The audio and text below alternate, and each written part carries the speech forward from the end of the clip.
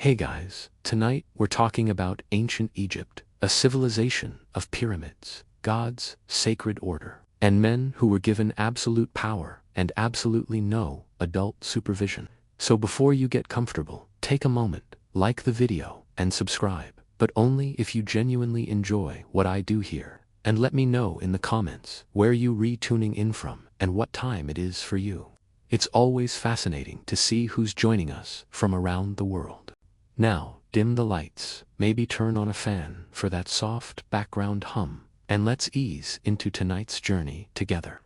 Akhenaten didn't just rule Egypt, he emotionally confused it, publicly, permanently, in stone, for eternity. If ancient Egypt had a concept of oversharing, Akhenaten would have been their founding influencer. Before him, pharaohs were portrayed as distant, stiff, and godlike. They stared forward, they never smiled. They didn't cuddle, they didn't touch, they didn't show affection.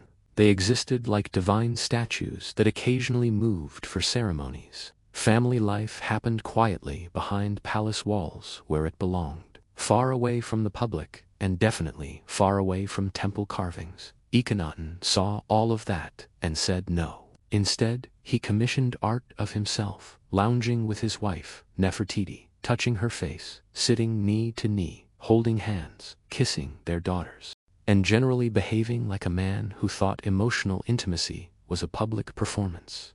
These scenes weren't small, they weren't subtle. They were carved into temples, massive reliefs, public monuments, stone billboards of family bonding. Now, yes, Egyptian symbolism, divine breath, religious metaphors, Aten theology, spiritual unity. Historians can explain it all very calmly. But ancient Egyptians didn't read academic footnotes. They saw their god-king acting like a dad at a family picnic, and collectively thought, this feels new.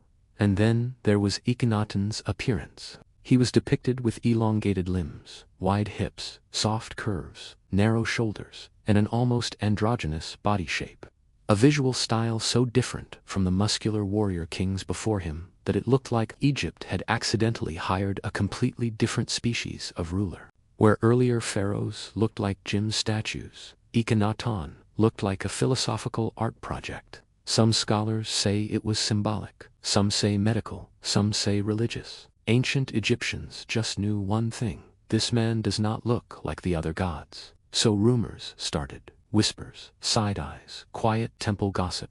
When you change religion, art, gender, imagery, royal behavior, and public intimacy all at once, people don't calmly adjust, they panic, politely. To modernize, Akhenaten looks almost progressive. Open affection, emotional vulnerability, family focus, but to his own society, he felt unsettling. Pharaohs weren't supposed to be relatable, they weren't supposed to be tender, they weren't supposed to make people wonder what exactly was happening behind palace doors. Akhenaten didn't just change religion, he changed boundaries. And Egypt absolutely hated the update. If Akhenaten made Egypt uncomfortable by breaking boundaries, Ramses II made Egypt tired by never stopping. This man did everything in bulk: temples, statues, inscriptions, wars, and yes, children, especially children. Ramses ruled for so long that most Egyptians only ever knew one king, which already creates a dangerous situation psychologically. But Ramses didn't just rule, he reproduced with the enthusiasm of a man who believed fertility was a divine obligation and subtlety was a personal insult. By conservative estimates, Ramses fathered over 100 children. Let that sink in. That's not a family tree, that's an administrative nightmare. Entire palace wings were dedicated just to housing his offspring. And historians still argue over how many there actually were, because at some point, people stopped counting out of self-preservation. Royal marriages in Egypt were political. Yes, but Ramses treated marriage like a hobby. He married Egyptian noblewomen, foreign princesses, secondary wives, and concubines, stacking alliances and heirs with the same energy modern people collect streaming subscriptions. Did he need all of them? No. Did he want all of them? Absolutely. What makes Ramses especially fascinating is that he wanted you to know. His inscriptions bragged about his virility, the way other kings bragged about military victories. He wasn't content being remembered as strong or victorious. He wanted future generations to understand that he was also extremely busy in private. Reliefs show him surrounded by wives and children, presented as proof of divine favor. In Ramses' worldview, producing endless heirs wasn't indulgence. It was cosmic balance. The gods clearly approved, because look at all these babies. Checkmate, and Egypt largely went along with it. Ramses won wars, stabilized borders, and built monuments that still dominate the landscape today. When a king delivers peace and prosperity, society becomes remarkably tolerant of excess. If anything, his fertility was seen as reassuring. A stable dynasty needs heirs. Ramses had backups for his backups. But from a modern perspective, it's hard not to notice how unchecked power manifests. Ramses never faced limits. No one said enough. No one suggested rest. No one dared imply moderation. When you are worshipped as a living god, self-control becomes optional. Ramses didn't scandalize Egypt with secrecy. He overwhelmed it with volume. And if history teaches us anything, it's this. When power lasts long enough, excess stops feeling excessive and starts feeling normal. Pepi, too, didn't become scandalous by being flashy. He became scandalous by ruling for so long that everyone eventually got bored, and bored courts invent stories. Lots of stories. The kind that stick around for centuries because no one is alive anymore to deny them. Pepi ascended the throne as a child and then simply never left. He ruled for decades upon decades, long enough to outlive rivals, heirs, advisors, and probably several generations of palace gossip. When a king stays in power that long, two things happen. First, institutions decay. Second, rumors get wild. Later, Egyptian texts written generations after Pepi's death claimed that the aging pharaoh had a habit of sneaking out of the palace at night to visit the wife of a trusted general. Not publicly, not ceremonially, secretly, disguised, like a man who knew very well that even gods are unimmune to scandal if enough people notice. Was it true? No one knows. Contemporary records are silent, which is suspicious in itself. Egyptian scribes were very good at recording victories and very bad at recording embarrassment. But the fact that the rumor survived tells us something important. People found it believable, and that's the key.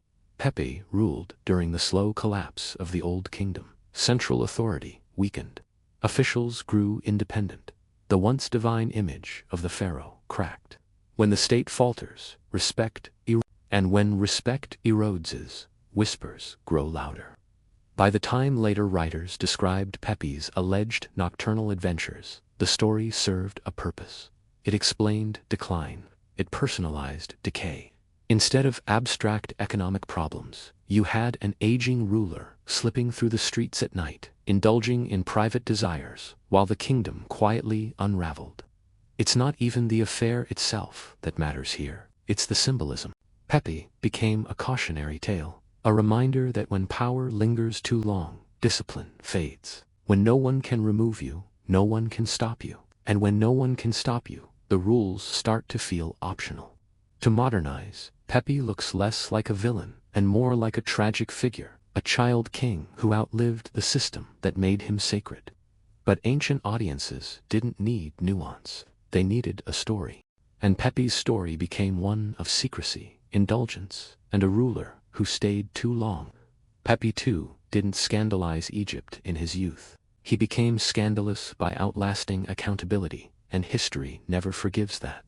Cleopatra, too, is a fascinating case because her scandal wasn't created by what she did. It was created by who wrote about her afterward. If ancient history had a comment section, Cleopatra would have been ratioed into oblivion by Roman authors with severe confidence issues. To be clear, Cleopatra ruled Egypt intelligently, spoke multiple languages, stabilized a collapsing kingdom, and negotiated directly with the most powerful men in the Mediterranean. Naturally, Roman historians looked at this and thought, obviously, she must be dangerously seductive because, heaven forbid, a woman be competent without some kind of moral explanation. Most of what we know about Cleopatra's supposed excess comes from Roman writers who despised her. These were men who lived in a society deeply uncomfortable with women wielding political power. When Cleopatra aligned herself with Julius Caesar and later Mark Antony, Roman propaganda didn't describe this as diplomacy. It described it as enchantment, magic, corruption, the ancient equivalent of saying he only lost because she distracted him. Cleopatra's entrances were theatrical. She understood symbolism. She used luxury, spectacle, and intimacy as political tools, not because she was indulgent, but because politics in the ancient world was theater. When she arrived, rolled in a carpet, or hosted lavish banquets, she wasn't being excessive. She was negotiating in a language Rome understood very well when it benefited them. But once Rome won, the narrative flipped.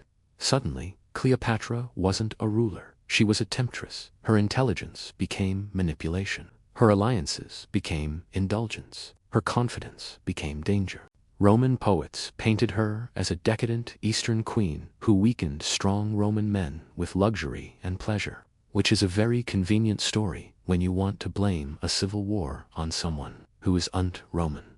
What makes Cleopatra's case especially ironic is that Roman elites were wildly indulgent themselves. Their banquets, affairs, and power games would make most pharaohs look restrained. But Rome didn't mind excess. It minded who controlled it. So, Cleopatra became history's favorite villainous woman, not because she broke taboos, but because she refused to submit quietly. Her perversion was independence. Her crime was competence without permission.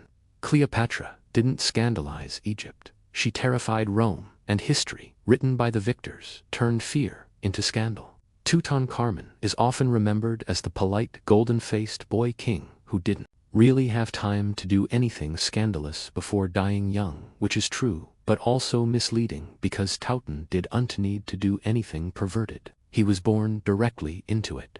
Ancient Egyptian royalty believed their bloodline was divine. The gods married their siblings, therefore kings did, too. Simple logic, questionable execution. This meant incest wasn't a scandal. It was state policy, what modern society considers deeply disturbing. Ancient Egypt framed as sacred tradition, wrapped in ritual and gold leaf. Tutankhamun was the product of this system.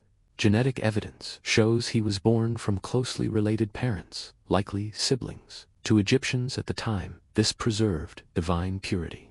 To modern observers, it explains a long list of medical problems and makes everyone quietly uncomfortable. And it didn't stop with his birth. Tutankhamun himself married a close family member, continuing the cycle without hesitation. There was no debate, no moral struggle, no dramatic palace meeting where someone suggested maybe expanding the gene pool just a little. The system was bigger than the individual. You didn't opt out, you complied. What makes this especially unsettling is how normalized it was. This wasn't hidden. It wasn't whispered about in corners. It was carved into stone and blessed by priests. When the entire religious system says something is holy, it stops being taboo, no matter how strange it looks centuries later. Of course, there were consequences. Tutankhamun suffered from multiple health issues, struggled physically, and required medical support just to function normally. Ancient artists tried to hide this behind idealized imagery, but reality leaked through. Divine blood came with very human costs. To be fair, Tutankhamun himself didn't invent this tradition. He inherited it. He was a teenager following rules written long before he was born. Rules that valued symbolic purity over actual well-being. In that sense, he's less a villain and more a cautionary example of what happens when tradition becomes untouchable. Tutankhamun wasn't perverted in the indulgent sense. He was perverted by system design. When power declares something sacred, it doesn't matter how strange it is, it becomes normal, and everyone pretends not to notice the consequences. If Tutankhamun shows us what happens when tradition runs on autopilot, Amenhotep III shows us what happens when everything is going too well for too long. His reign was one of peace, wealth, and international prestige, which historically speaking is when rulers start confusing stability with personal entitlement. Amenhotep didn't conquer relentlessly. He didn't panic about enemies. He inherited a strong state and decided to enjoy it thoroughly. His Egypt was rich, admired, and drowning in gold. Foreign rulers sent him gifts, daughters, and flattering letters that basically said, "Please, like us." And Amenhotep accepted all of it with the enthusiasm of a man who believed the universe was his reward program. His palace life became legendary. Banquets were frequent. Festivals were extravagant. The court overflowed with musicians, dancers, entertainers, and foreign princesses sent as diplomatic gifts. Officially, these marriages secured alliances. Unofficially, Amenhotep collected wives the way people collect souvenirs, proof he had been somewhere important. At some point, diplomacy turned into indulgence. Amenhotep's harem grew massive, and his inscriptions never missed a chance to remind everyone how favored he was by the gods. If Akhenaton overshared emotionally, Amenhotep overshared materially. Everything was bigger, shinier, louder, and more expensive, including his personal life. What makes this interesting is that no one objected. Why would they? Egypt was peaceful. Trade flowed. Temples rose. When a ruler delivers prosperity, society becomes incredibly flexible about what counts as excess. Is the king indulging? Turns into, well, he earned it. But indulgence has side effects. Amenhotep grew increasingly detached from administration, delegating more responsibility while focusing on pleasure and spectacle. By the end of his reign, he ruled more like a divine celebrity than an active governor. The court revolved around ritual, luxury, and appearance, not restraint. This atmosphere shaped the next generation. Akhenaton didn't emerge from nowhere. He was raised in a world where excess was normal, indulgence was divine, and limits were optional. Amenhotep didn't break Egypt, but he softened it. He turned power into comfort, and comfort into expectation. Amenhotep III wasn't perverted in a scandalous way. He was perverted by success without consequence. And history is very clear on this point. When rulers stop worrying about survival, they start indulging in themselves. Hatshepsut didn't scandalize Egypt by indulging too much. She scandalized Egypt by being there at all, which historically speaking is often enough. Ancient Egypt had queens, priestesses, royal wives, and powerful women behind the scenes, but the throne itself was supposed to be male, not metaphorically, literally. Kingship was wrapped in masculine symbolism, ritual language, and divine imagery so rigid that trying to bend it caused a collective cultural headache. So, when Hatshepsut stepped forward and declared herself pharaoh, Egypt didn't know what to do with its face. She didn't rule as queen regent, quietly guiding a young heir. She ruled openly, publicly, confidently. She wore the crown, the royal kilt, and yes, the ceremonial false beard. Not because she wanted to confuse anyone, but because the job description required it. If kingship came with a beard, then fine, she'd take the beard. To conservative elites, this wasn't just political disruption, it was cosmic discomfort. The pharaoh wasn't just a ruler. The pharaoh was the bridge between gods and earth. If the bridge suddenly changed shape, people worried the universe might notice, and so rumors began. Not about her competence, she was extremely competent, but about her body, her sexuality, her legitimacy. When a woman breaks power structures, scandal rushes in to fill the silence. It always does. Accusations don't need evidence, they just need anxiety. Hatshepsut responded the most threatening way possible, by governing well. Her reign was stable. Trade expanded. Temples rose. Art flourished. No disasters. No collapse. Which only made things worse for her critics, because now they could unsay this is wrong because it fails. They had to say this is wrong because it shouldn't exist.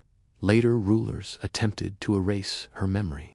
Not because she was immoral, but because she proved something dangerous, that the system could bend and survive. And nothing frightens tradition more than flexibility. Her Cheps wasn't indulgent. She wasn't excessive. She wasn't perverted in any personal sense. Her scandal was structural. She exposed how fragile power narratives really are, and how quickly society will invent moral panic when someone doesn't fit the mold. And in the long list of pharaohs who abused their privilege, Hatshepsut's greatest crime was simply refusing to stay in her assigned box. Thutmose III is often remembered as Egypt's greatest military commander, efficient, disciplined, relentlessly successful, which is exactly why his private life feels oddly missing. When a man leaves behind dozens of inscriptions about battles, victories, and divine favor, but almost nothing about personal relationships, historians start squinting at the records and saying, all right, what's being left out? Because silence in ancient history is rarely accidental. Unlike other pharaohs, who proudly displayed wives, children, and domestic scenes, Thutmose kept his personal life firmly off the public stage. No affectionate reliefs, no celebratory family monuments, no enthusiastic inscriptions about royal fertility or divine unions, just conquest, conquest, conquest, and then more conquest. Now, this could mean Thutmose was deeply private, entirely possible. It could also mean scribes were instructed to keep certain things off the record, also possible. Ancient Egyptian records were not neutral diaries, they were curated propaganda, and what didn't serve the image often disappeared quietly. Adding to the intrigue is Thutmose's relationship with his stepmother and predecessor, Hatshepsut. After her death, her images were systematically removed, her names erased, her monuments altered. This wasn't a spontaneous tantrum. It was a calculated effort to rewrite memory. And when a ruler is willing to erase someone so thoroughly, historians wonder what else he was willing to erase. Was this about legitimacy? Likely. Was it about resentment? Possibly. Was it about controlling the narrative of kingship? Almost certainly. That Moses' reign reinforced a hyper-masculine image of the pharaoh. Warrior, conqueror, unstoppable force. Anything that complicated that image, emotional bonds, unconventional relationships, domestic vulnerability, simply didn't make the cut. If it didn't fit the brand, it vanished. And here's the thing, extreme control over public image often signals anxiety beneath the surface. When power is secure, rulers can afford openness. When it feels threatened, silence becomes policy. Thutmose III didn't scandalize Egypt with indulgence. He scandalized historians with absence. His perversion, if we're using the term loosely, wasn't excess. It was erasure. A reminder that power doesn't just express itself through indulgence. Sometimes it hides. Sometimes it deletes. Sometimes it leaves behind a spotless image, so clean it feels artificial. And in ancient history, the cleanest images often hide the messiest truths. Seti I rarely shows up on lists of scandalous rulers, which is exactly why he belongs here. He represents a quieter kind of excess. The kind that doesn't shout, doesn't shock, and never gets caught on temple walls doing anything awkward. Instead, it operates smoothly, politely, and entirely out of reach for everyone else. Seti ruled with confidence and competence. He restored order after instability, repaired temples, and presented himself as the calm adult in the room. And like many calm adults with absolute power, he enjoyed the benefits quietly while maintaining a spotless public image. Think less public scandal, more private comfort, with no questions asked.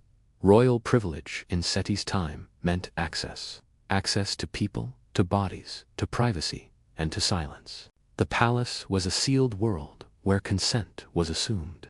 Hierarchy was law, and no was a word reserved for peasants speaking upward, not for kings receiving downward. We don't have explicit records of Seti's private indulgences, and that's the point. Egyptian court culture excelled at discretion. Wives and concubines existed as a structural feature of kingship, not as a moral issue. When indulgence is institutionalized, it stops generating scandal and starts generating paperwork. Seti's reputation as a good king also worked in his favor. Successful rulers get privacy. They get benefit of the doubt. They get historians saying things like, there's no evidence of excess, which in ancient terms often means no one was allowed to write it down. His court set the tone for his son Ramses too, a tone that normalized abundance, normalized access. and normalized the idea that a pharaoh's desires were simply part of cosmic order. Seti didn't invent the system, but he ran it smoothly enough that no one thought to question it. And that's where the subtle perversion lies. Not in outrageous behavior, not in scandalous rumors, but in a structure where privilege is invisible because it's expected. Seti didn't need to break rules. The rules were written for him.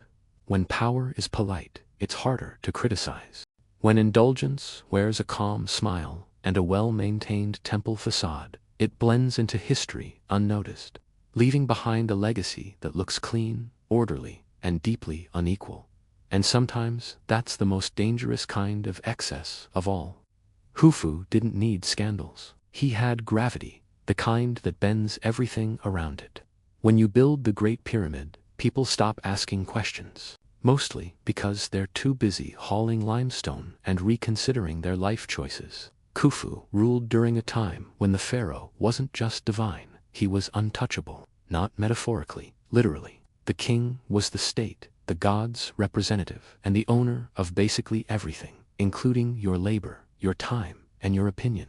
If Khufu wanted something, the universe politely rearranged itself to make that happen.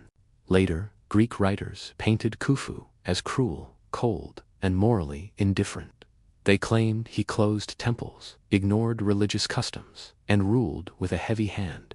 Now, to be fair, these accounts were written long after his death and absolutely drip with Greek bias. But they tell us something important. Khufu's reputation curdled over time. People remembered him not as a benevolent god-king, but as a man who treated humans like building materials.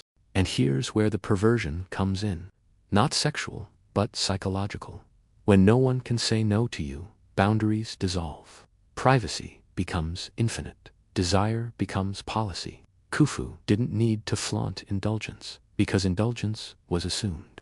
The palace was a closed system where hierarchy replaced consent and silence replaced accountability. Did Khufu abuse this power personally? We don't have inscriptions saying Khufu behaved badly today, because that's not how Egyptian records worked. But when a ruler commands tens of thousands of people to work for decades on a tomb meant only for himself, historians raise an eyebrow. That level of self-focus isn't neutral, it's revealing.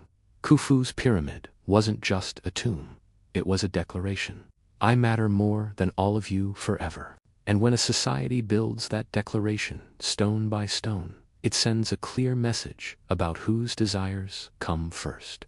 Unlike later pharaohs, who indulged publicly or privately, Khufu embodied a colder form of excess. His perversion wasn't pleasure, it was scale. A system where human lives were abstract units, and the king's will was the only constant. Khufu didn't shock Egypt with scandal, he normalized domination. And when domination becomes normal, history stops recording abuse because it stops recognizing it as something unusual. If Khufu represents absolute power without feedback, Sinus III represents something even more unsettling. Absolute power with a clipboard. This was a man who didn't just rule Egypt, he managed it intensely, relentlessly, with the emotional warmth of a locked door. Senusret was a brilliant military leader and administrator. He fortified borders, crushed rebellions, reorganized provinces, and weakened local elites so thoroughly that no one could challenge him. Egypt became safer, more centralized, and significantly more anxious. Think well-run state, crossed with everyone whispering indoors. What makes Senusret fascinating isn't indulgence, it's obsession. He didn't flaunt excess, he eliminated alternatives. Regional governors lost autonomy. Local power networks were dismantled. The state became a direct extension of the pharaoh's will. If you were wondering who was in charge, the answer was always the same. Carved in stone with intimidating cheekbones, and those statues matter. Senusret's official portraits show a king with deep-set eyes, heavy lids, and an expression that says, "I am tired of your nonsense, and I haven't even heard it yet." Gone was the youthful idealism of earlier rulers. This was authority with bags under its eyes. Here's where the perversion angle quietly enters. Extreme control creates extreme privacy. When surveillance tightens everywhere else, the palace becomes the only unregulated space. The king who controls everything outside controls everything inside too. Bodies, schedules, access, silence. No one records what happens behind closed doors, because everyone understands who owns the doors. Cenas didn't need a harem to signal power. The system itself did that for him. When hierarchy is absolute, consent becomes theoretical. The king's desires don't clash with law. They are the law. What's especially telling is that later rulers backed away from his level of centralization. It worked too well. It concentrated too much fear, too much pressure, too much dependence on a single figure. Egypt survived Senusret, but it exhaled afterward. Senusret III wasn't scandalous in the loud sense. He didn't chase excess, he perfected dominance. And history reminds us that when control becomes total, indulgence doesn't need to be recorded, because no one is left who can question it. If earlier pharaohs made people uncomfortable quietly, Ptolemy too did it formally, publicly, with paperwork. He didn't just participate in taboo behavior, he legalized it, celebrated it, and then put it on coins. Ptolemy ruled Egypt during the Greek Ptolemaic period, which already made things culturally awkward.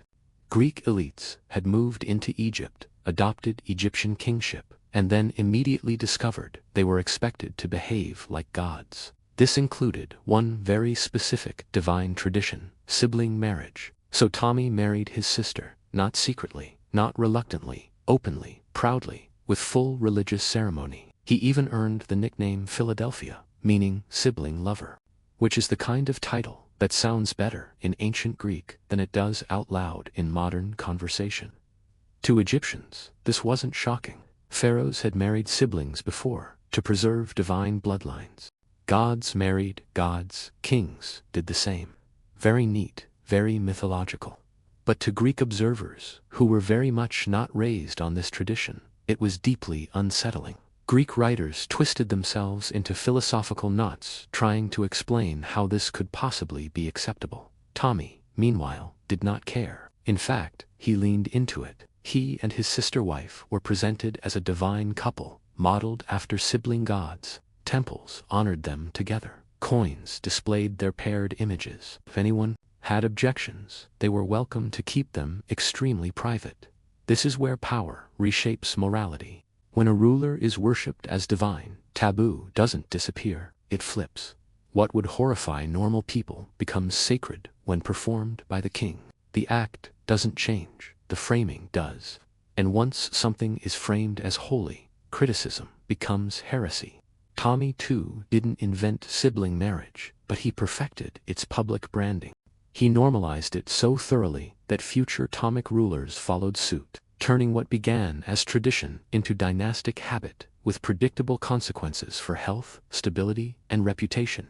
Ptolemy wasn't perverted in the chaotic sense, he was methodical. He shows us something crucial about absolute power. It doesn't just break rules, it rebels them. And once the label changes, society adjusts, even if it has to stop making eye contact with the family tree. If Ptolemy II shows us how taboo can be normalized through ceremony, Ptolemy IV shows us what happens when the ruler stops pretending to care about literally anything else. This was not a man interested in governance, discipline, or long-term stability. This was a man interested in being comfortable, entertained, and left alone. Ancient sources described Ptolemy IV as a ruler who outsourced the boring parts of kingship so he could focus on pleasure. Administration, delegated. Military matters, delegated. Public appearances, only if absolutely necessary, and preferably followed by a banquet. The state ran on inertia, while the king ran on indulgence. What makes Ptolemy IV particularly unsettling is how openly this happened. There was no attempt to hide it behind divine symbolism or religious duty. He didn't pretend his excess served the gods or the people. He simply enjoyed the privileges of absolute power and let everyone else deal with the consequences. The royal court became a playground. Entertainers, favorites, and courtiers competed for influence, not through competence, but through proximity. If you wanted power, you didn't govern well, you pleased the king. And pleasing the king often meant encouraging the very behaviors that were hollowing out the state. Ancient historians accuse him of surrounding himself with corrupt advisors and indulging in constant luxury, while Egypt's institutions weakened. Now, as always, we should read hostile sources carefully. But even allowing for exaggeration, a pattern emerges. When leadership becomes optional, decadence fills the vacuum. The irony is that Ptolemy IV still ruled a powerful kingdom. Egypt's wealth masked dysfunction. As long as grain shipments flowed and rituals continued, the illusion of stability held. But beneath the surface, neglect spread quietly, the most dangerous kind of decay. This is indulgence, not as scandal, but as abandonment. A ruler so insulated by power that consequences feel theoretical. Ptolemy didn't shock people with outrageous acts. He disappointed them with absence. Ptolemy IV wasn't perverted because he crossed taboos. He was perverted because he stopped caring. And history is unforgiving to rulers who treat power like a luxury item. When indulgence replaces responsibility, decline doesn't arrive with drama. It arrives slowly, politely, and then all at once. Nero was not an Egyptian pharaoh. He did not wear the crowns of Upper and Lower Egypt. He did not build pyramids, and he did not pretend to be Horus in human form. And yet, in Egypt, he might as well have been one. Under Roman rule, emperors were worshipped in Egypt as divine figures. This meant that Nero, a man already famous for excess ego and questionable decision-making, suddenly found himself receiving religious reverence in a culture that treated rulers as gods by default. This was not a healthy combination. Egyptian temples honored Nero with statues and inscriptions. Priests performed rituals in his name. Offerings were made. To Egyptians, this was business as usual. To Nero, this was validation on an almost dangerous level. He didn't just rule. He was adored by divine right in a land that specialized in ceremonial worship, and Nero loved ceremony. Roman sources already describe him as theatrical, indulgent, and deeply invested in his own image. Add Egyptian divinity to that mix, and you get a ruler who felt not just powerful, but cosmically justified. When a man who enjoys applause is told the gods demand it, restraint exits the room quietly, unlike earlier pharaohs who were shaped by Egyptian tradition from birth. Nero dropped into the role fully formed with Roman habits intact. The result was a collision of cultures. Roman excess wrapped in Egyptian sanctity. The rituals continued, the incense burned, and the emperor's ego expanded accordingly. What's especially telling is how differently Egypt remembered Nero compared to Rome.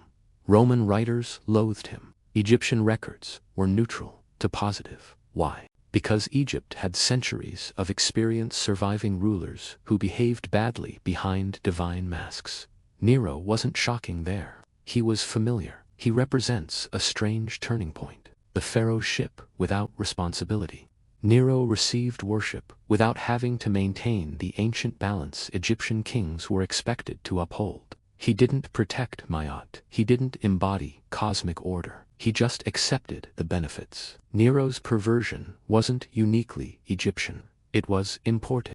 He shows us what happens when absolute reverence meets absolute ego. Stripped of the cultural restraints that once kept divine kingship somewhat grounded, Egypt didn't change Nero.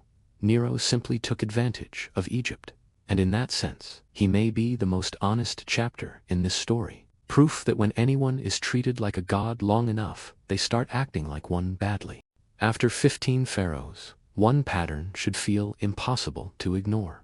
Ancient Egypt didn't produce unusually perverted rulers. It produced unchecked ones. The behavior wasn't random. It wasn't cultural accident. It was structural. Pharaohs weren't just kings. They were living gods. Their bodies were sacred. Their words were law. And their desires were framed as cosmic will. In that kind of system, restraint doesn't disappear overnight. It simply never develops. You don't learn boundaries when no one has the authority to set them.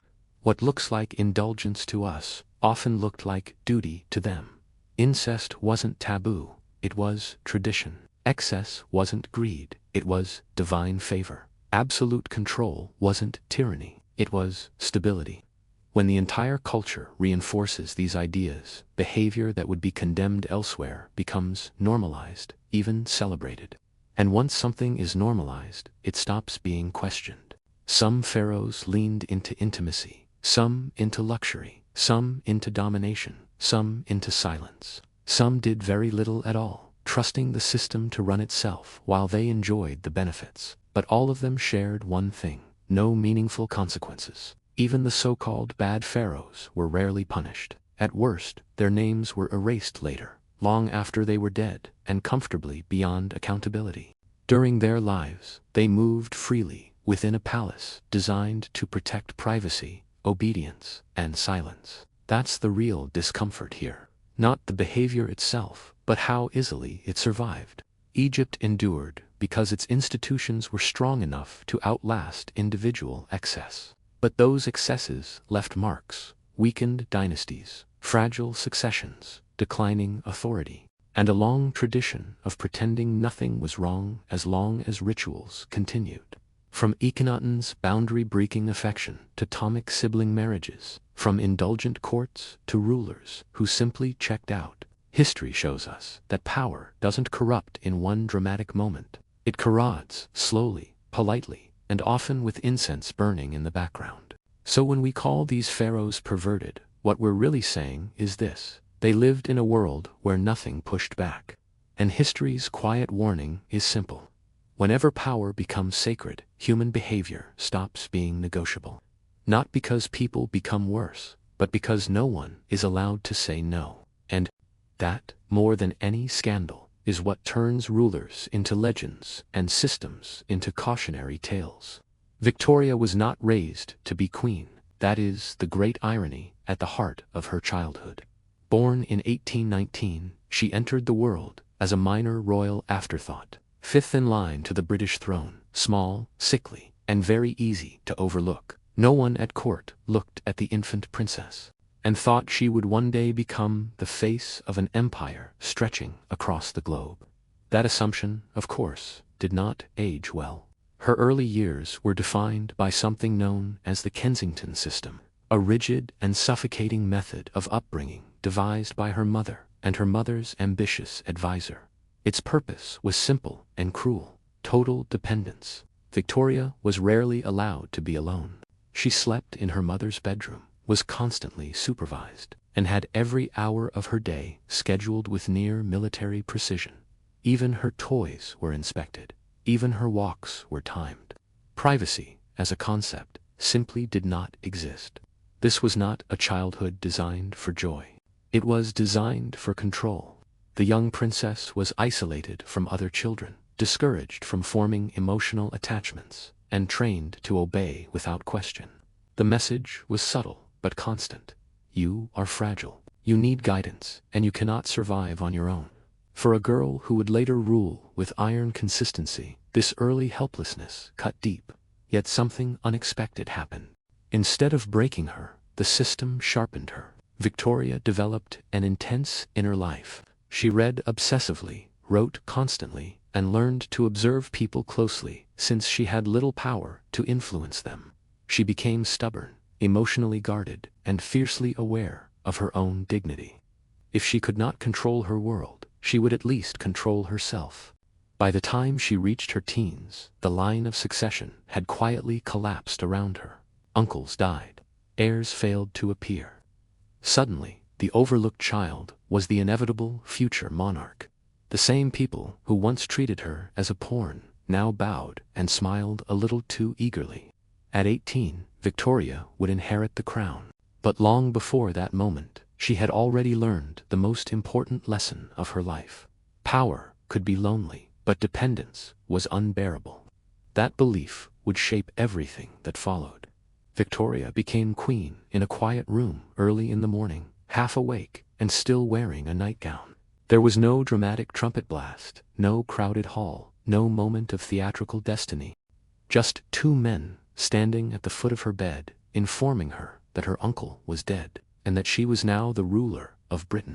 She was 18 years old, barely an adult by modern standards, and entirely unprepared for the scale of what had just landed on her shoulders. Yet, her first instinct surprised everyone. She asked to be alone. For the first time in her life, she had a room to herself. No mother sleeping nearby, no advisor hovering, no schedule imposed by someone else's ambition. That single request was small but symbolic. The girl raised to depend on others had decided that her reign would begin with independence. Victoria's early months as queen were marked by intense scrutiny. Many expected her to be weak, pliable, easily steered by politicians twice her age. Instead, she proved stubborn, emotional, and very much aware that she was queen by right, not by permission. She listened closely, but she decided for herself. This unsettled a political world accustomed to managing monarchs behind the scenes. Her closest relationship quickly formed with her prime minister, Lord Melbourne, a worldly, charming figure who became her political tutor and emotional anchor. He guided her through paperwork, explained parliamentary maneuvering, and offered reassurance when the weight of the crown pressed too hard. Critics whispered that she relied on him too much. They were not wrong. But after a childhood defined by control, Victoria had chosen her dependence carefully. The public watched her obsessively. Every gesture was analyzed. Every expression became a statement. She was young, unmarried, and visibly human in a role designed for distance and ceremony. Crowds adored her vulnerability. They saw not an abstract monarch, but a girl trying to grow into power in real time. Still, the job was relentless. Boxes of documents arrived daily. Audiences never ended. Decisions carried consequences she could not fully see yet. Victoria worked hard, sometimes too hard, driven by a fear she never voiced, that any sign of weakness would invite someone else to take control again. Her reign had begun, not with confidence, but with resolve. She would learn quickly, rule personally, and guard her authority fiercely. The crown had come to her suddenly, but she had no intention of letting it slip just as easily. Victoria did not fall in love quietly. When Prince Albert of Saxe, Coburg, and Gotha entered her life, he did not simply become her husband. He became the center of her emotional universe. She met him first as a teenager, but it was their reunion a few years later that changed everything. This time, she was queen, and protocol demanded that she be the one to propose. She did so eagerly, almost urgently, as if afraid the opportunity might vanish if she hesitated. Their marriage in 1840 was not merely romantic, it was political, personal, and deeply psychological. Victoria adored Albert with an intensity that bordered on obsession. She wrote of him constantly, praised him endlessly, and leaned on him for guidance in matters both public and private. For a woman raised under strict control, this devotion was not a contradiction, it was familiar. The difference was that this time she had chosen it. Albert was intelligent, disciplined, and deeply serious about duty. He believed monarchy should be moral, efficient, and visibly respectable. Slowly, almost imperceptibly, he began to shape the tone of Victoria's reign. He organized her schedule, reviewed state papers, and influenced policy discussions. Officially, he had no power. In practice, he had enormous influence. Critics noticed, Parliament muttered. Victoria, fiercely protective, dismissed them all. Their marriage was not always easy. Victoria resented pregnancy, despised childbirth, and struggled with the physical toll of having 9 children. Yet, she clung to Albert emotionally, needing his approval, his presence, his steadying influence. He became her anchor, the one person who made the crown bearable. Together, they rebranded the monarchy. Gone was excess and scandal. In its place came domestic virtue, family life, and carefully curated respectability. Christmas trees, moral lectures, and idealized images of royal parenthood flowed outward from their household and into the wider culture. What Victoria and Albert lived privately became a public model for the nation. But beneath the surface, a quiet imbalance was forming. Albert's growing authority unsettled those who believed a foreign prince should not guide Britain's queen. Victoria, however, refused to see it. Love for her was loyalty, and loyalty demanded absolute trust. The monarchy had gained stability through marriage, but Victoria had also handed over a piece of her independence, convinced that love and control could coexist without consequence. Time would prove otherwise. By the middle of Victoria's reign, Britain was no longer merely a kingdom. It was an empire in constant motion, stretching across continents, oceans, and time zones. Steamships crossed seas with new efficiency. Railways carved through landscapes. Factories roared day and night. The world was accelerating, and Victoria sat at its symbolic center, both elevated and strangely distant from the forces reshaping daily life. The Industrial Revolution transformed Britain with brutal speed. Cities swelled, wealth multiplied, and misery followed closely behind. While Victoria herself rarely witnessed the worst conditions of factory labor or urban poverty, she could not escape their political consequences. Reform bills, social unrest, and calls for expanded rights landed on her desk with relentless regularity. Her role was constitutional, not executive, but influence flowed through conversation, expression, and subtle pressure. Victoria believed deeply in hierarchy and order. She saw empire as a civilizing mission, not a moral contradiction. To her, Britain's expansion represented stability, discipline, and progress, even when it brought violence and exploitation. This worldview was not unusual for her time, but her position gave it immense symbolic power. The empire grew under her name, even when she personally played little role in its management. Publicly, she embodied continuity. Privately, the weight of responsibility pressed heavily. The crown demanded emotional restraint. The monarchy demanded visibility. The empire demanded certainty. Victoria responded by working relentlessly, reading state papers late into the night and maintaining constant correspondence with ministers. She may not have ruled directly, but she refused to be irrelevant.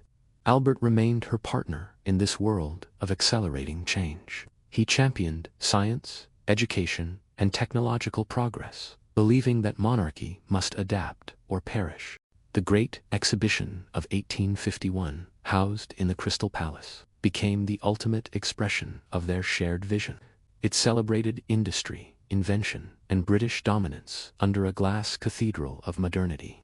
Victoria saw it as proof that their moral monarchy could thrive in an industrial age. Yet cracks were forming. Political tensions intensified.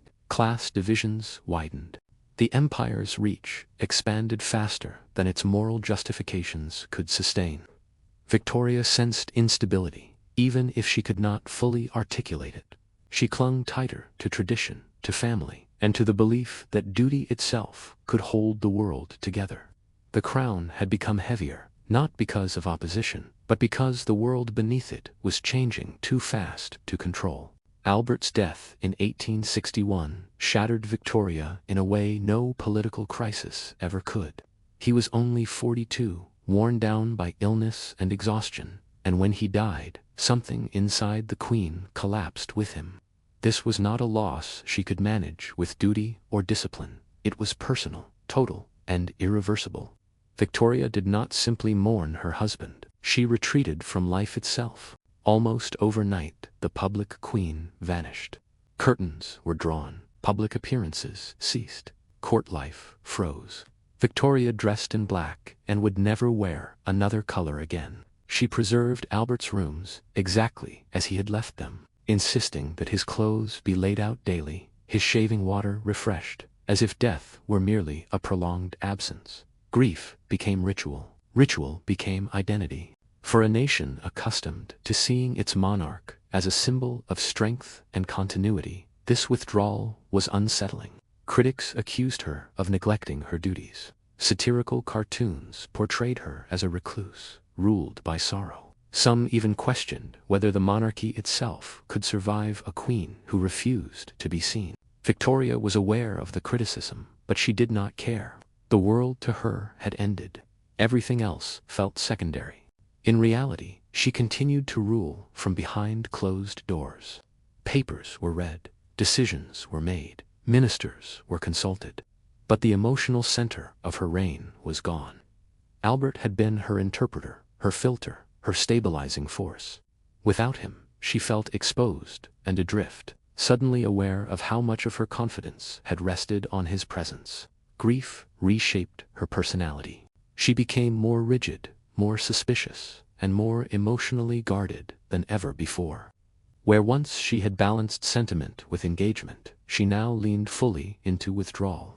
Mourning was no longer a phase, it was a permanent state. Yet paradoxically, this private devastation reshaped public culture. Victoria's prolonged mourning transformed how society understood grief, respectability, and emotional restraint. Black clothing became a moral statement. Public displays of sorrow became acceptable, even expected. Her pain set the emotional tone for an entire age. The empire continued, politics continued, industry continued. But at the heart of it all stood a woman frozen in loss, ruling a world that kept moving without the one person who had made it bearable. By the late 1860s, Britain faced an uncomfortable contradiction. Its empire was expanding, its economy booming, and its global influence unmatched. Yet its queen remained largely invisible. Victoria's prolonged mourning had stretched from months into years, and public patience was wearing thin. Newspapers grumbled. Politicians worried. Republican sentiment, once marginal, began to surface more openly. A monarch who could not be seen, some argued, might as well not exist. Victoria felt these pressures keenly, even as she resisted them. She believed her grief was not weakness, but fidelity. To move on publicly would feel like betrayal. Yet she was also acutely aware that the monarchy depended on visibility and ritual. Slowly, reluctantly, she began to re-emerge, not as the young queen of 1837, nor as the devoted wife of 1840, but as something new, the widow queen. This new role carried its own authority. Victoria presented herself as a figure of endurance rather than vitality, moral gravity rather than charm. She spoke less, appeared sparingly, and allowed silence to do much of the work. When she did return to public ceremonies, she was met not with resentment, but with sympathy. Her grief, once criticized, had become familiar. In time, it even became reassuring. Behind the scenes, however, Victoria relied heavily on a small circle of trusted attendants. Most notable among them was John Brown, a Scottish servant whose closeness to the Queen sparked endless rumor. Brown was blunt, protective, and unafraid to treat Victoria like a human being rather than an institution. Their relationship scandalized courtiers and delighted cartoonists, but it served a vital function. He grounded her after years of emotional isolation. Victoria needed someone who spoke plainly and expected nothing from her crown. Politically, her confidence returned unevenly. She resisted reforms she disliked, supported ministers selectively, and asserted her opinions with renewed sharpness. Experience had hardened her. Loss had stripped away sentimentality. What remained was resolve. Gradually, the public narrative shifted. Victoria was no longer a vanished monarch, but a symbol of perseverance. She had suffered, endured, and continued. In an age obsessed with progress and productivity, her visible mourning offered a different lesson: that grief could coexist with duty, and that survival itself was a form of strength. The Queen had not returned unchanged. She had been reshaped by absence, and the nation, whether it realized it or not, was beginning to follow her lead. As Victoria aged, the world around her grew louder, faster, and more restless. Nations industrialized, rival empires sharpened their ambitions, and Britain's dominance, while still vast, was no longer unquestioned. Yet, paradoxically, this period of uncertainty elevated Victoria to new symbolic heights. She was no longer merely queen, she had become an era. In 1876, Parliament granted her a new title, Empress of India. The gesture was political, theatrical, and deeply revealing. India was the crown jewel of the empire, vast and complex, ruled from a distance through administrators and soldiers. Victoria never set foot there, yet her name carried immense authority. To supporters, the title affirmed Britain's global supremacy. To critics, it exposed the growing gap between imperial image and imperial reality. Victoria herself embraced it enthusiastically. It was recognition not of her power, but of her permanence. By now she had ruled longer than any British monarch before her.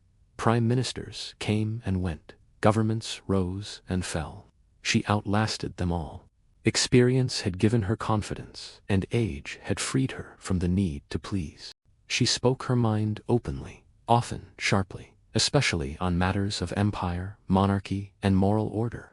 Ministers learned to listen carefully, even when they disagreed. Public affection returned in force. Jubilees marked her reign as something almost mythic. Crowds gathered not to see a young queen, but to witness history itself, embodied in an elderly woman dressed in black. She represented stability in a century defined by change. In an age of uncertainty, endurance became its own form of authority. Yet beneath the celebrations lay unease. The empire was strained. Social reform movements grew louder. Class divisions widened. Victoria disapproved of many modern ideas, especially those involving expanded democracy or women's independence. Ironically, the woman who ruled the largest empire in history believed strongly in traditional gender roles. Power, in her view, was exceptional, not transferable. Still, her presence mattered. Simply by existing, by having ruled so long, she gave continuity to a rapidly transforming world.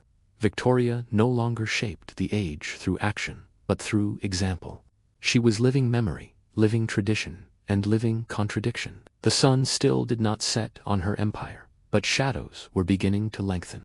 By the final decades of her life, Victoria had become something almost abstract. To her subjects, she was less a person than a presence, a fixed point around which history revolved. Most Britons had never seen her up close, yet they spoke of her as if she were a familiar figure woven into the fabric of daily life. Her image hung in schools, post offices, and homes.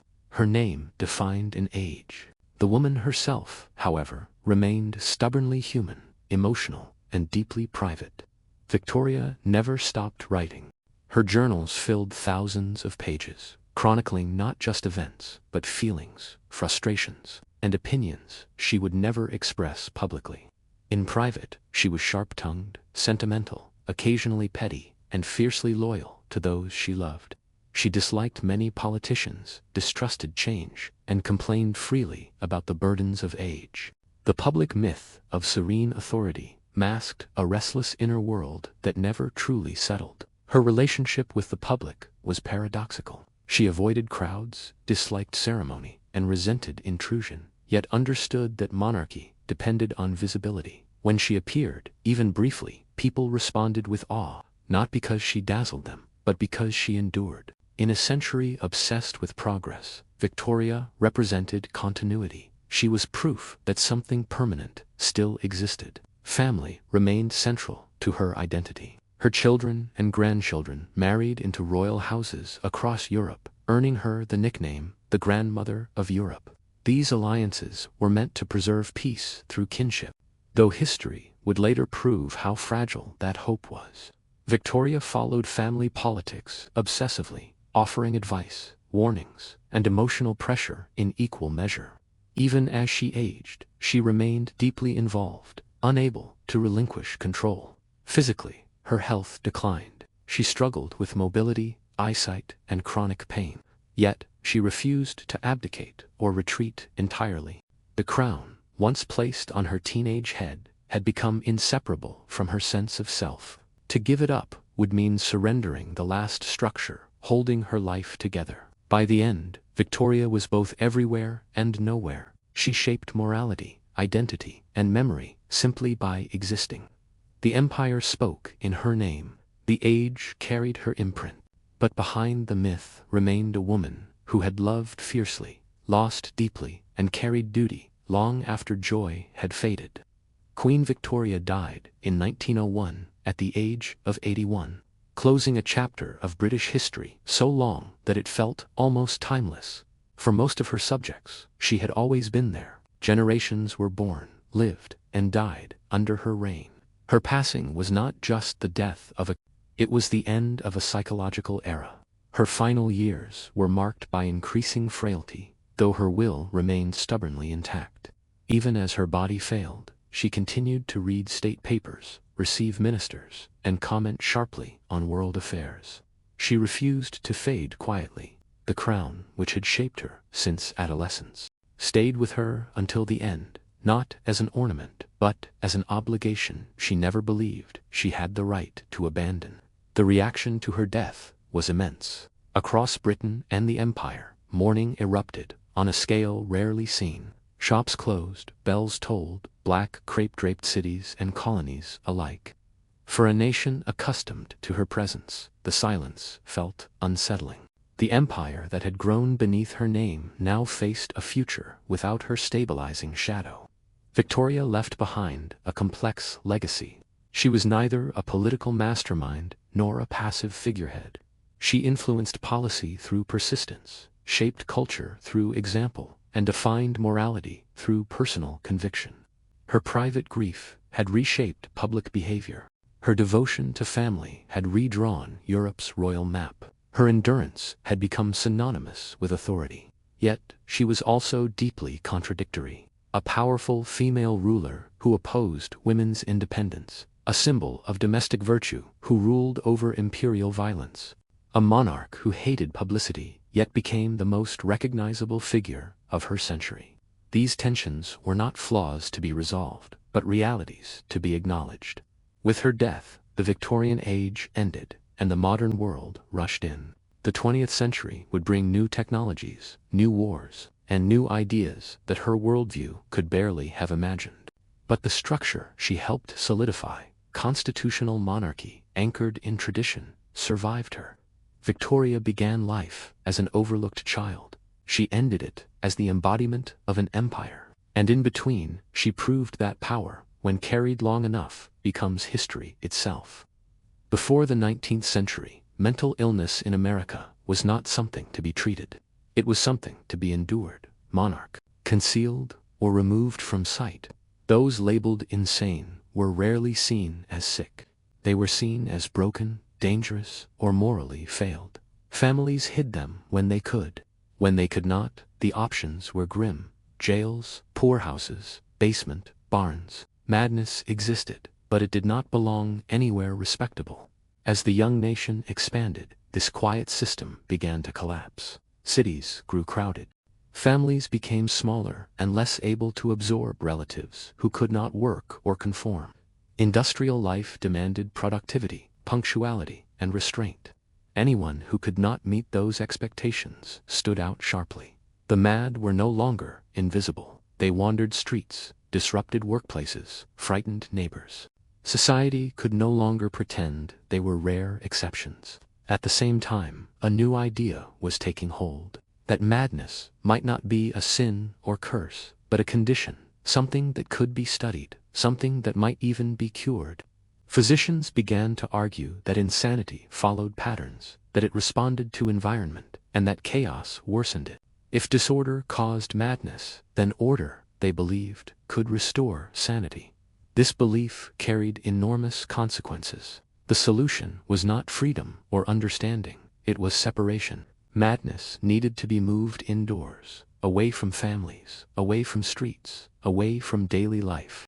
Specialized institutions would remove the afflicted from society and place them under supervision, structure, and routine. Out of fear, reform was born.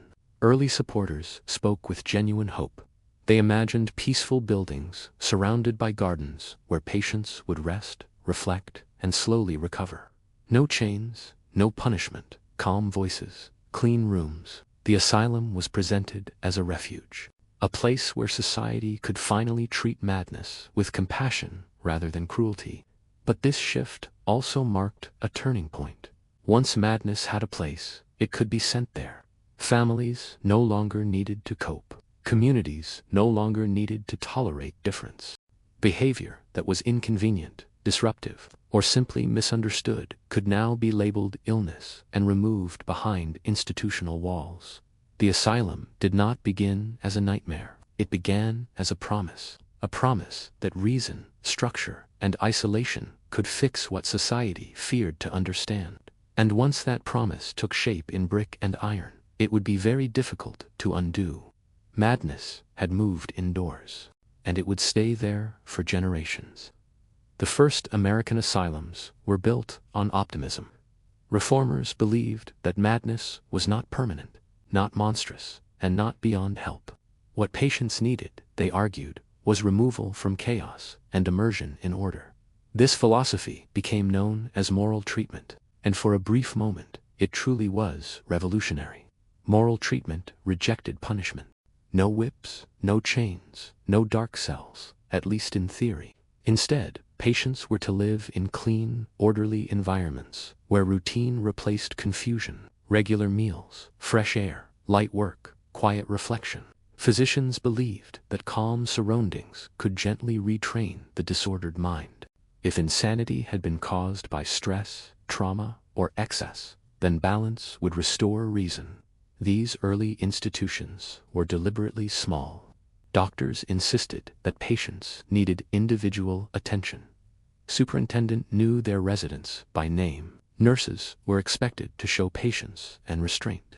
Many patients did improve, especially those suffering from depression, grief, or temporary breakdowns. Success stories spread quickly, and the asylum became a symbol of progress rather than fear. Architecture reflected this hope. Buildings were airy and symmetrical, often set in rural landscapes far from city noise. Nature itself was considered therapeutic. Patients walked paths, tended gardens, and participated in structured labor meant to rebuild discipline without cruelty. Madness, for the first time, was treated as something human. But this system rested on fragile assumptions. It required time, space, funding, and trained staff. It also depended on the belief that most mental illness was short-term and curable. That belief would soon be tested. As word spread, demand exploded. Families brought relatives who had been hidden for years, or courts sent people who were disruptive but not criminal. Local governments realized asylums were convenient places to send those who did not fit elsewhere. The patient population swelled rapidly, far beyond what moral treatment was designed to handle. Doctors began to compromise. Individual care gave way to efficiency. Calm routines became rigid schedules. The asylum, once imagined as a place of healing, was slowly turning into a place of management. The tragedy was not that moral treatment failed. It was that it worked just well enough to convince society it had solved the problem of madness. And with that confidence, America built faster, bigger, and with far less caution. Hope had opened the door. What came through next would change everything. Once America committed to asylums, it committed fully. By the mid-9th century, institutional care was no longer an experiment, it was policy. States competed to build larger, grander facilities, each promising modern science, humane treatment, and social order. Legislators approved budgets with confidence. The asylum was no longer just a medical solution, it was a civic one. This expansion was fueled by a powerful belief that insanity could be managed at scale. If one asylum helped dozens, then a larger one could help thousands. Standardization replaced intimacy. Rules replaced relationships. Efficiency became the new virtue. Moral treatment, once based on individual care, was stretched thin to fit a system designed for mass containment. The architecture grew monumental. Massive stone buildings rose on hills outside cities, visible from miles away. Their size was intentional. They were meant to project authority, stability, and scientific confidence. Inside, long corridors replaced small wards. Patients were grouped, classified, and labeled. The asylum began to resemble a self-contained city, complete with farms, workshops, and cemeteries. Doctors gained enormous power. Superintendents controlled every aspect of daily life, from sleep to speech to silence. Admission standards widened. People were committed for depression, epilepsy, alcoholism, postpartum distress, or simply being inconvenient to family members. Women were especially vulnerable. Husbands could institutionalize wives with minimal evidence. Disobedience, grief, or exhaustion could be reframed as illness. Once admitted, leaving was difficult. Recovery was defined by compliance. Patients who followed rules were considered improving. Those who resisted were labeled incurable. The line between treatment and punishment blurred quietly, without announcement. Staff shortages became chronic. Budgets rarely matched promises. As populations grew, care declined. Overcrowding eroded the very calm these institutions were meant to provide. Noise replaced serenity. Restraints returned, justified as necessary for safety. What began as protection slid toward control. The asylum system did not collapse suddenly. It drifted. Each small compromise seemed reasonable. Each expansion felt necessary. Few noticed how far it had moved from its original ideals. America had built an asylum state, not out of malice, but out of certainty. And certainty, when left unchallenged, can be far more dangerous than cruelty. For those inside, the asylum was not an idea or a policy. It was daily life. Days were rigidly structured, not for comfort, but for control. Bells dictated when to wake, when to eat, when to work, when to sleep. Silence was encouraged. Obedience was rewarded. Any deviation from routine was noted, recorded, and often punished. Patients were stripped of identity almost immediately. Personal clothing was replaced with institutional garments. Hair was cut. Names were reduced to diagnosis. Records followed them more closely than people did.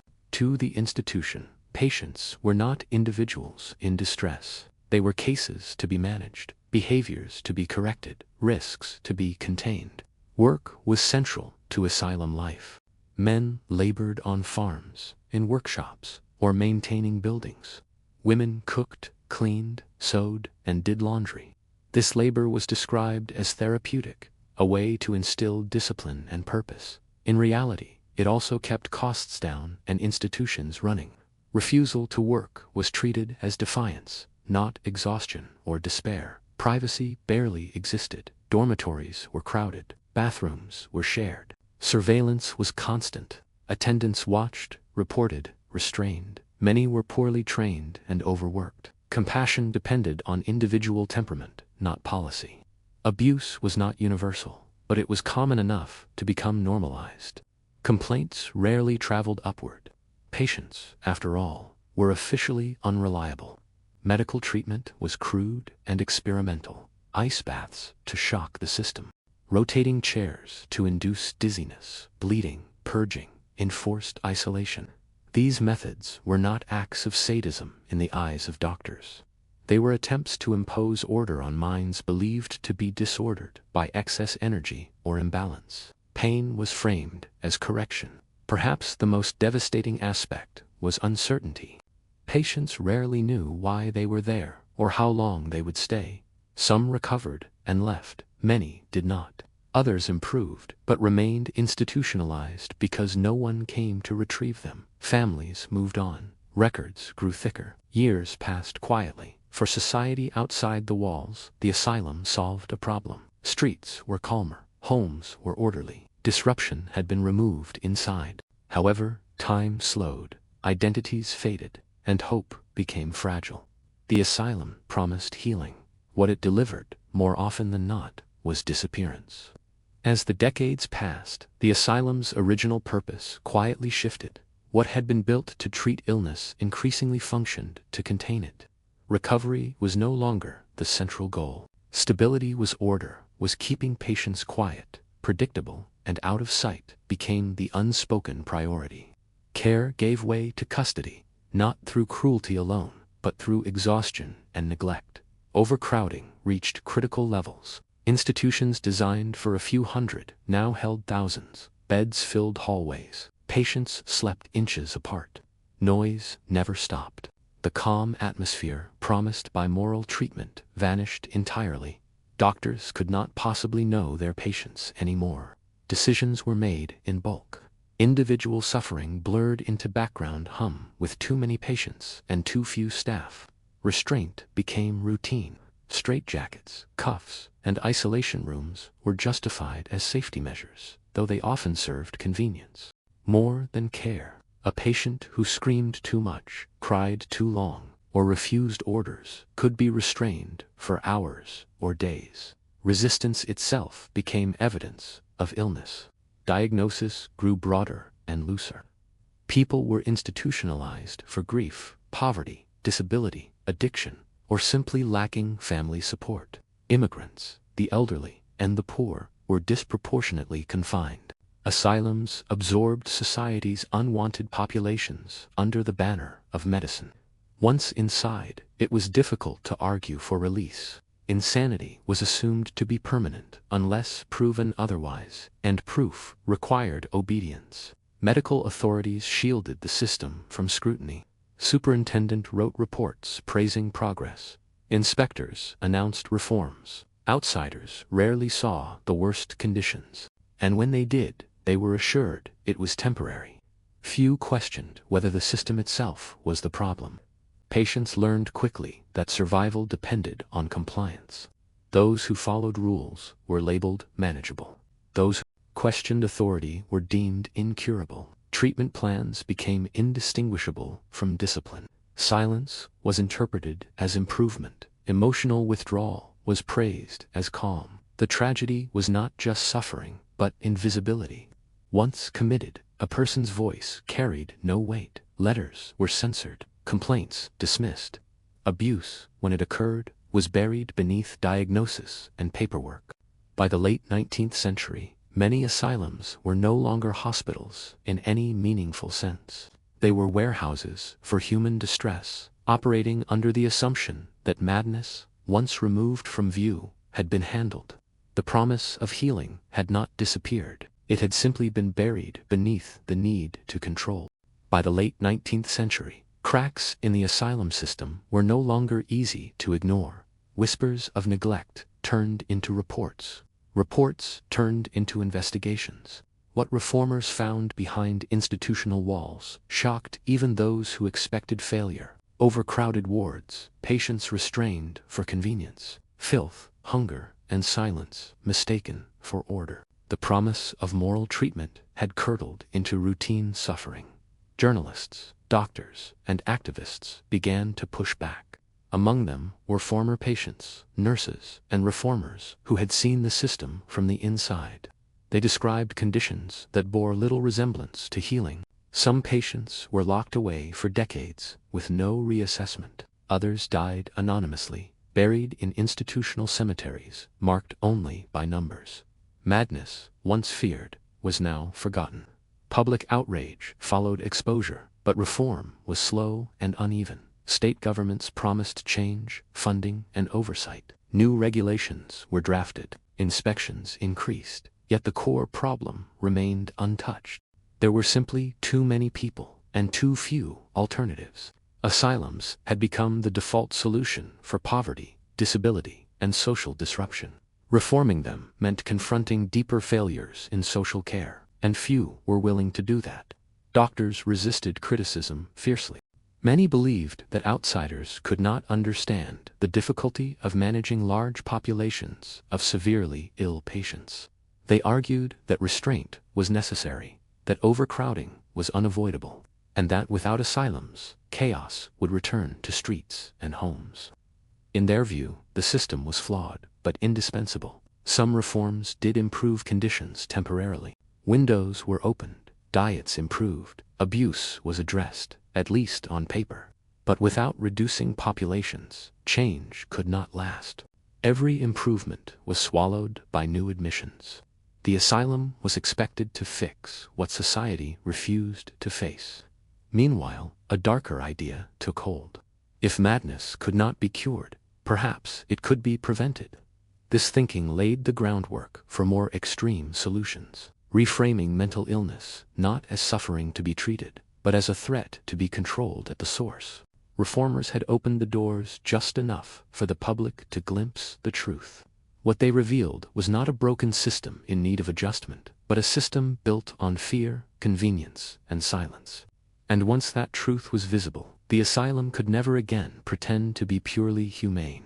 As confidence in the asylum system weakened, a new authority stepped in to fill the gap.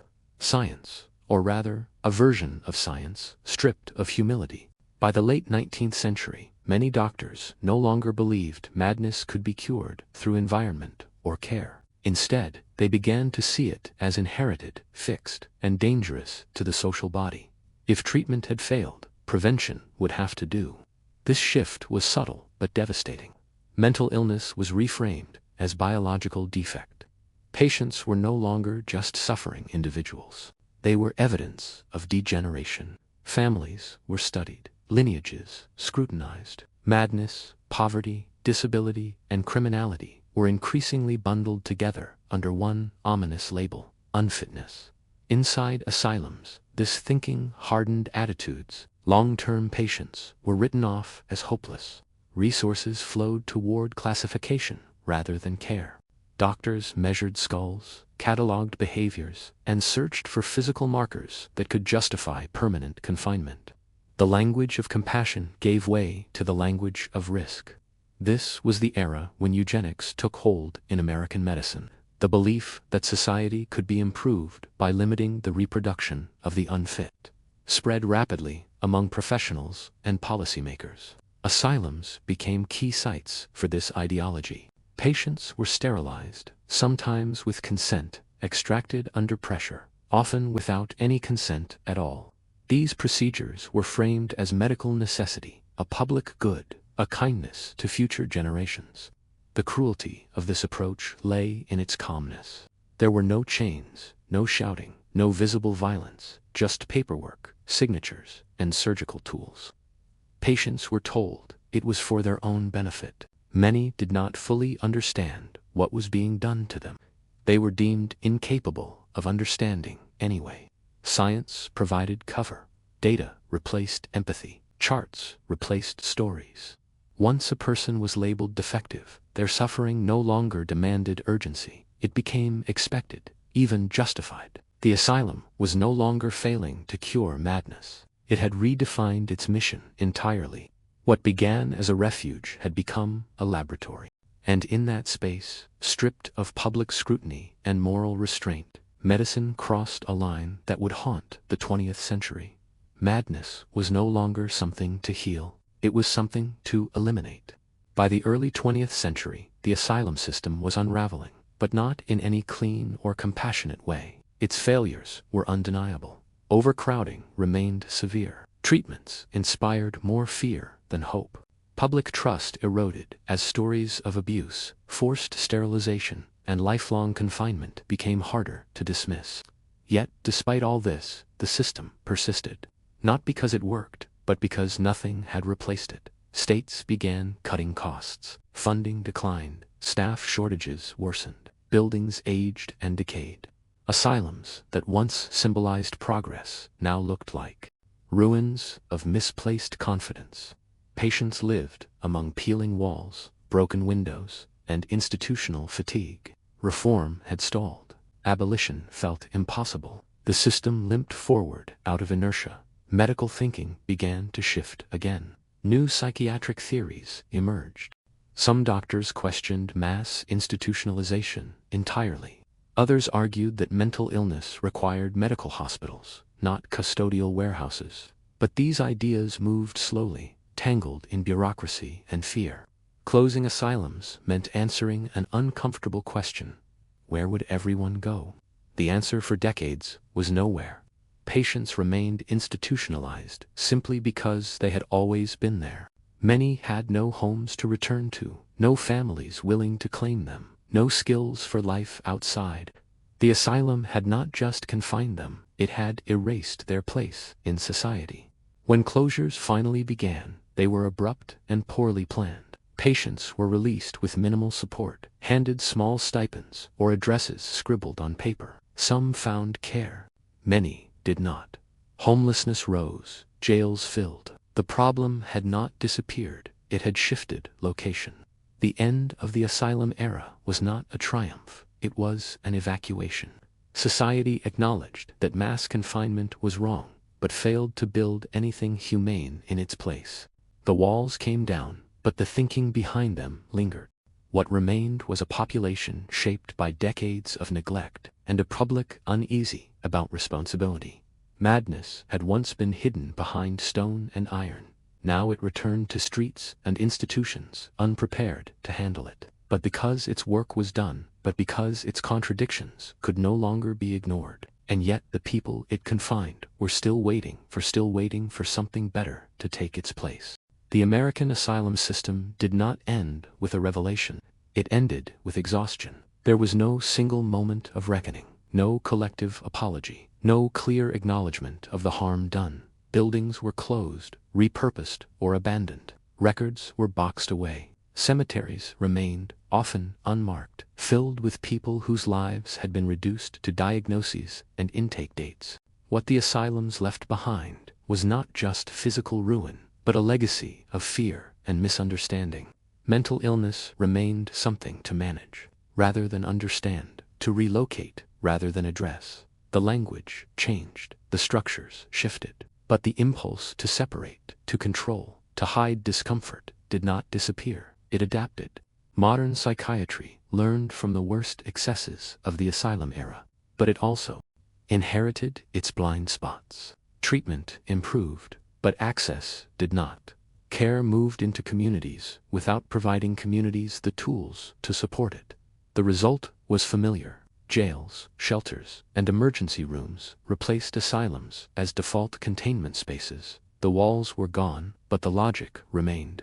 The people once confined rarely entered history as individuals. Their stories were fragmented, preserved in case notes rather than voices. They appear as symptoms, behaviors, outcomes, rarely as people with desires, memories, or relationships. The asylum erased identity so thoroughly that even its victims were denied narrative. Yet, there is something to be learned in that eraser. The rise of American mental asylums reveals how easily good intentions can harden into systems of harm.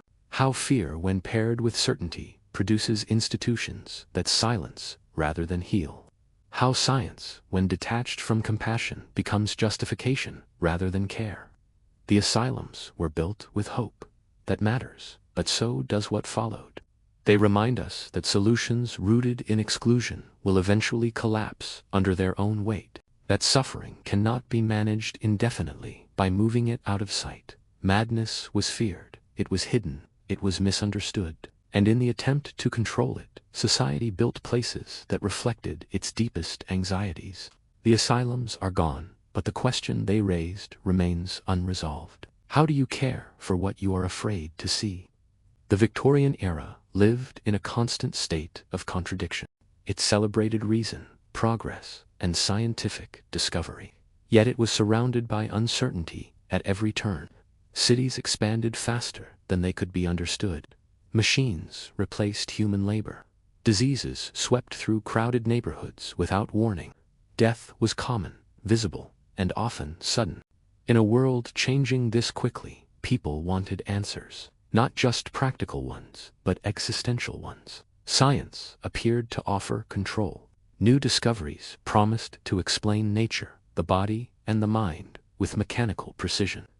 Electricity could animate dead muscle. Chemistry could transform matter. Anatomy could reveal the hidden structure of life itself. For Victorians, science was not abstract theory. It was spectacle, authority, and hope wrapped together. Yet, science also created fear. As traditional religious explanations weakened, people were left with questions that science could not fully answer.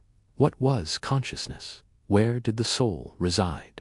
What happened after death? The more science illuminated the physical world, the darker these unanswered spaces became. Victorians did not abandon belief. They rearranged it. This is where obsession took hold. The era became fascinated with anything that promised certainty about the human condition. Measurement replaced mystery, but mystery crept back in wearing scientific language. Devices, diagrams, and demonstrations gave superstition a new vocabulary. What could not be proven was still eagerly tested. Public lectures filled halls. Demonstrations drew crowds. Museums displayed human remains alongside machines. Scientific authority was theatrical, performative, and deeply persuasive. To question it felt backward, even immoral. Progress demanded belief. At the same time, grief saturated daily life. Child mortality was high. Epidemics were frequent. Mourning rituals were elaborate and constant. Victorians desperately wanted reassurance that death was not an ending, but a transition. Science paradoxically became a way to approach the spiritual without surrendering rational respectability. This tension defined the age. Victorians stood with one foot planted in reason and the other hovering over superstition. They trusted measurement, yet longed for meaning. They dissected bodies, then gathered in darkened rooms to speak with the dead. Science was not replacing belief, it was reshaping it. The Victorian obsession with knowledge was not about progress alone, it was about comfort. And in that search for certainty, the line between discovery and delusion would blur again and again. Phrenology promised something Victorians desperately wanted, a simple explanation for human complexity. According to its practitioners, the mind was divided into distinct faculties, each responsible for a trait like kindness, aggression, intelligence, or morality. These traits, they claimed, physically shaped the skull. By examining bumps and depressions on a person's head, one could read their character as clearly as a map. The appeal was immediate. Phrenology was scientific enough to feel modern, yet intuitive enough to feel accessible. No advanced education required, just trained fingers, a diagram, and confidence. Phrenologists set up practices in cities and towns, offering readings to anyone curious about themselves or others. Parlor hosted skull examinations, the way later generations would host personality tests. This was not fringe belief. Respectable Victorians embraced it enthusiastically. Employers used phrenology to evaluate workers. Parents consulted it to guide children's education. Courts flirted with the idea that criminal behavior could be identified by head shape alone. Phrenology offered certainty in a chaotic world. If morality could be measured, then disorder could be managed. What made it powerful was its moral authority. Phrenology claimed to be objective. It replaced subjective judgment with supposedly neutral observation. In reality, it reinforced existing prejudices. Social, class, race, and gender were mapped onto skulls in ways that conveniently confirmed Victorian hierarchies. Poverty became biological. Criminality became destiny. Yet even skeptics were drawn in. Phenological charts looked precise. Measurements felt reassuring. The language was scientific, even if the foundations were not. To challenge phrenology was to challenge progress itself, and few wanted to appear backward. Public demonstrations turned the practice into entertainment. Lecturers held skulls on stage, pointing out regions of vice and virtue to fascinated audiences. Museums displayed collections of crania, labeled with professions and crimes. Science became spectacle, and spectacle became proof. Eventually, criticism grew louder. Medical professionals began to dismantle phrenology's claims. Evidence failed to support its neat conclusions, but belief lingered long after credibility faded. Phrenology had done its work.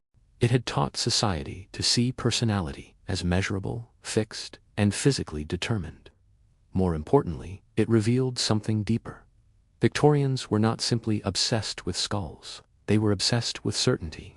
They wanted to believe that human behavior followed rules, that chaos could be mapped, and that morality had physical boundaries. Phrenology would fall out of favor, but the desire it satisfied would resurface again and again, dressed in new language, carrying the same promise that science could explain who we are and who we are allowed to become. Electricity felt alive to Victorians. It crackled, leaped, shocked, and illuminated. It moved invisibly through wires and bodies alike, suggesting a hidden force animating the world. At a time when the boundary between life and death felt frighteningly thin, electricity seemed to promise mastery over that boundary. Public demonstrations drew enormous crowds. Scientists and showmen sent electric currents through severed animal limbs, causing them to twitch and jerk as if reanimated. Audiences gasped, as dead muscle responded to unseen power. The implication was unsettling and irresistible. If electricity could move flesh, perhaps it was connected to life itself. Medical experimentation followed quickly. Doctors applied electric shocks to treat paralysis, melancholy, hysteria, and impotence. Some patients reported improvement. Many did not. But the treatments persisted because they looked scientific. Machines hummed. Wires glowed. Pain was reframed as progress. Electricity did not need to work consistently. It needed to feel modern. Writers and philosophers joined the obsession. Electricity became a metaphor for vitality, intellect, and moral force. It crept into everyday language. People spoke of nervous energy, electric personalities, and charged emotions. The body was reimagined as a system of currents rather than humors or spirits. This fascination blurred into fantasy. Some believed electricity could restore consciousness to the dead if applied quickly enough. Others imagined machines that could preserve life indefinitely. Experiments skirted ethical boundaries, often without consent. The dead and dying became raw material for inquiry, justified by the promise of discovery. The obsession reached popular culture through novels, lectures, and exhibitions. Mary Shelley's Frankenstein captured the era's anxiety perfectly. The fear that science might animate without understanding, create without responsibility. The monster was not just a creature, it was a warning. Yet Victorians did not turn away. They leaned in. Electricity symbolized hope in an age haunted by decay. It offered the illusion that death was a technical problem waiting to be solved. What made this obsession dangerous was not the technology itself, but the belief attached to it. Electricity became a substitute for certainty, a way to imagine life as mechanical, predictable, and ultimately controllable. In chasing that vision, Victorians revealed a deeper truth. Their science was not just about understanding the world. It was about escaping the fear that some mysteries might never yield to explanation. If science could not fully explain death, Victorians were willing to consult it. Spiritualism emerged, not as a rejection of reason, but as its strange extension. Seances promised communication with the dead through methods that borrowed the language of experiment, controlled environments, observers, reproducible phenomena. The afterlife, Victorians hoped, could be tested. Darkened parlors filled with respectable families, holding hands around tables. Mediums entered trances. Knocks answered questions. Objects moved. Voices whispered from unseen corners. To modern eyes, it looks like theater. To Victorians, it felt methodical. Conditions were controlled. Witnesses were present. Conclusions were drawn. Spiritualism thrived because grief was everywhere. Infant mortality, epidemics, and industrial accidents left few families untouched. Traditional religion offered comfort, but not immediacy. Seances offered direct contact, a voice, a sign, a confirmation that the dead still existed somewhere reachable. What made spiritualism uniquely Victorian was its insistence on credibility. Mediums published findings. Journals debated results. Some scientists attended seances seriously, convinced they were witnessing undiscovered natural forces. Others tried to expose fraud, often failing to convince believers. The desire to believe outweighed skepticism. Women played central roles as mediums, a rarity in male-dominated scientific culture. Their supposed sensitivity made them ideal conduits between worlds. Spiritualism offered women authority, income, and visibility denied elsewhere. That alone ensured its popularity endured. Technology reinforced belief. Telegraphy accustomed people to invisible communication across vast distances. If messages could travel through wires, why not through spirits? Photography, still poorly understood, captured ghostly blurs that were interpreted as proof of presence. Science had trained Victorians to trust what they could not see. Critics warned of deception. Expose revealed hidden wires, ventriloquism, and sleight of hand. Yet exposure rarely killed belief. The emotional needs spiritualism fulfilled was too deep. Even fraud became evidence, reframed as interference rather than falsehood. Seances revealed a Victorian mind at its most revealing. Faced with loss and uncertainty, people did not abandon reason. They repurposed it. They demanded that the supernatural behave scientifically.